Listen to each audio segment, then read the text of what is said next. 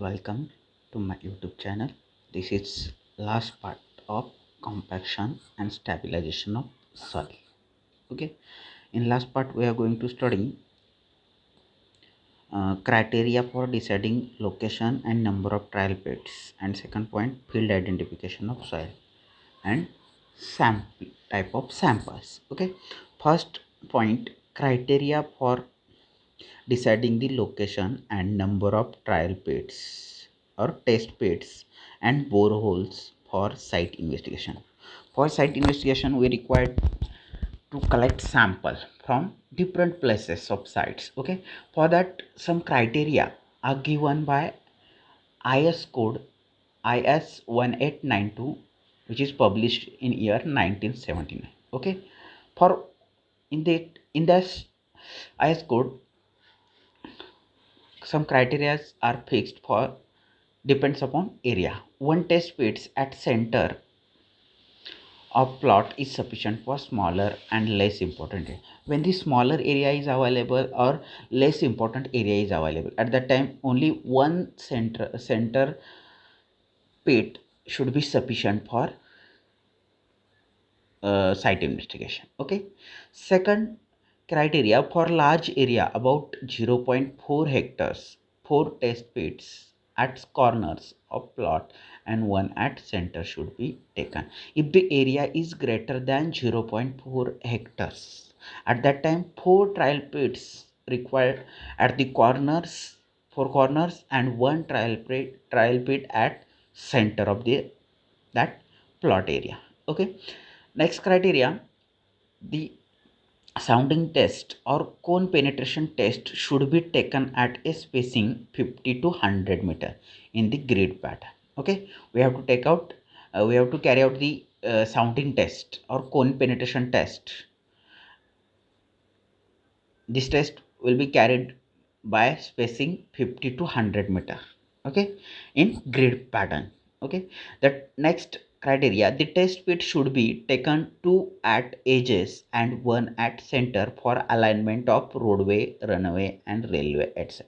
If we are going to construct or we are going to site investigation for road, railway, and runway construction. Okay, at that time we require two trial pits at edges and one trial pit at center of the alignment of that road or runway or railway track. Okay, next criteria, when the road are of lesser width, one borehole at center alignment is sufficient. If the road width is less, okay, at that time only one borehole is sufficient for carry out the site investigation, which is fixed at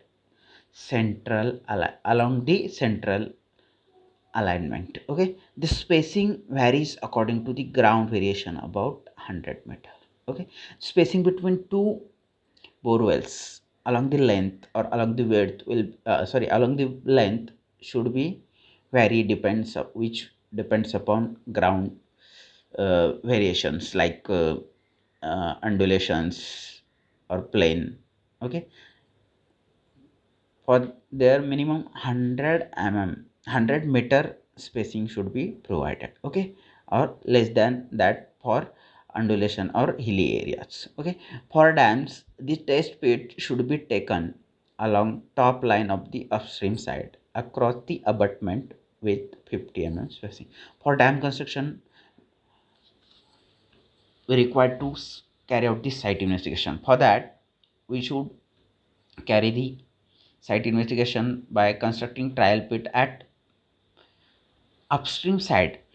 Okay, which should be by keeping the spacing 50 meter. Okay, these are the criteria for deciding the location and number of trial pits or test pits and boreholes for site investigation.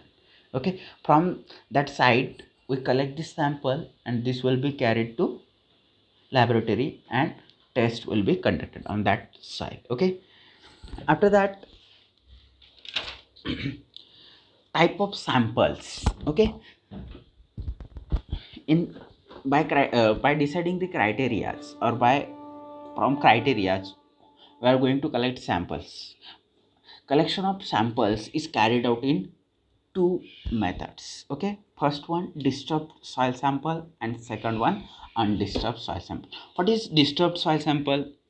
In disturbed soil sample, natural soil structure gets modified or destroyed due to process of sampling. Okay, when we are going to remove the samples, at that time soil structure will be disturbed, okay, or destroyed. This process is known as disturbed soil sampling. Okay, in that process we are going to keep or take precaution. Natural moisture content and proportion of mineral content cannot be changed. Okay,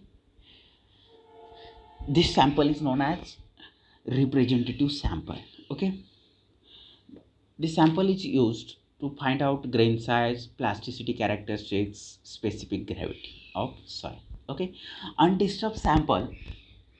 What is undisturbed sample?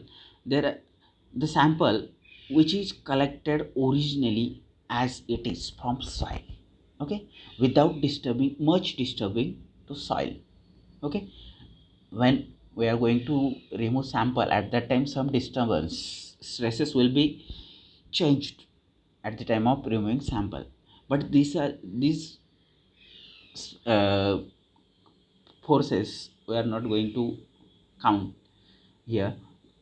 From that we will collect the sample which will be known as undisturbed soil sample. Okay, by this soil sample we will on this soil sample we will conduct the shear strength and consolidation test. Okay, which is important. Shear strength test is important for knowing the strength of soil. Okay, which will be used for design of foundation or any structure. Okay, these are the two type of soil samples: disturbed soil sample and second one undisturbed soil sample. After that, next point, field identification of soil. Sometimes a primary survey, at the time of primary survey we are going to carry out the field identification test. Okay, in reconnaissance survey. Okay, in first field identification test, first test is dry strength test. Okay, what is dry strength test? Resistance to breaking, termed as a dry strength, is measured of the plasticity and is considered influenced by the colloidal fraction content of the soil. Okay, soil resist or soil sample will resist to break the soil material in small pieces. Okay, this resistance to break is known as plasticity of that sample or dry strength of that sample. Okay, this will occurs due to colloidal fraction content of the soil. Okay, if the dry sample can be easily powdered, if this soil sample which is taken from or collected from site investigation well powdered easily, the soil have low dry strength.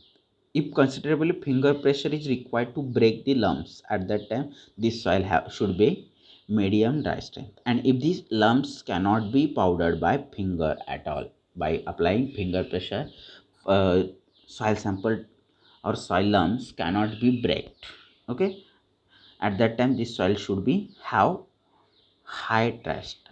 Okay, dry strength is characteristics of highly plasticity or plastic soil. Okay, soil having more plasticity should have the dry strength, good dry strength. Okay, typical inorganic silt have very less dry strength. If soil content inorganic matters or soil like inorganic silts, the soil give a less dry strength. Okay, it is also known as crushing resistance test. This test is known as, or another name is, crushing resistance test. Okay, this is field test which is conducted at field. Okay, without using any instrument. Okay, second test, dilatancy test. Dilatancy means reaction to shaking. When soil sample is shaked in hand, by in hand, at that time some reaction is shown by the soil sample. This test is known as dilatancy test.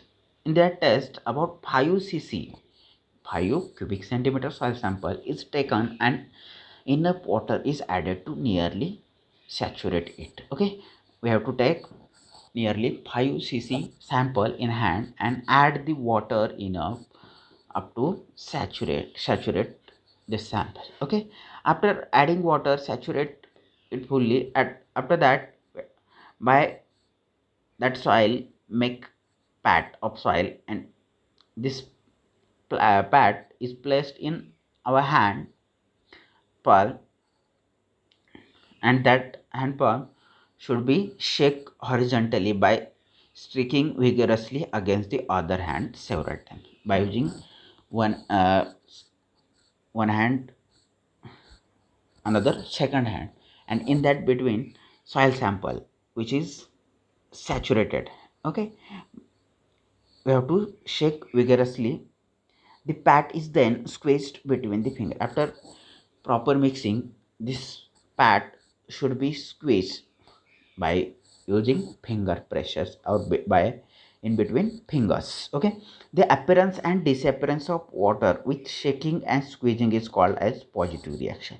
If the soil sample, after squeezing and shaking, soil will be give appearance and disappearance of water. If this appearance and disappearance of water should given that soil, at that time this reaction should be positive reaction. Okay, this reaction is called quick if water appears and disappears rapidly. This water appears and disappears quickly, at that time this reaction should be called quick reaction. If slow, water appears and disappears slowly. Okay, at that time this reaction should be called slow reaction. Okay, and no reaction if water condition does not appears to change. Okay, water do not appear and disappears on the soil samples after applying the force by finger. This soil or this reaction is known as no reaction. Okay, dilatance test. By dilatance test, we have classified the soil in three types: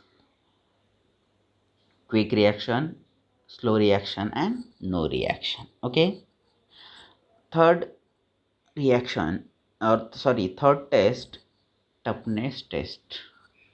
Okay, toughness test. What is toughness test? The resistance to molding at plastic limit is called the toughness. Okay, in that test, we are going to make a thread of soil, wet soil of 3 mm, nearly 3 mm. Okay, and this process is continually molding, demolding of thread is continuously carried out. If this test is continuously carried by this sample, depends upon that reaction, the soil will be divided in three parts. First one, high toughness. If the high pressure required to roll the thread, that thread which is 3 mm thread should require high pressure, that soil called high toughness soil. Okay, second one, medium toughness. Medium pressure required to break thread which is made 3 mm. To for breaking this thread required medium force. Okay, pressure, at that time this soil should have medium toughness value. Okay, low toughness, weak thread that breaks easily. Okay, if the thread is easily breakable, at that time this soil should have low toughness value. Okay, these are the three tests. After that, in field test, we will carry out the color test. High plasticity should be carried out, or low plasticity should be find out by moist lumps, by keeping in by cutting by using nip or blade. Okay, these are the tests which is carried out in field. Okay, this is the last part of compaction and stabilization of soil. If you want another chapter's lecture, then comment on this video, and if you like my videos, then like my videos, subscribe my channel. Thank you.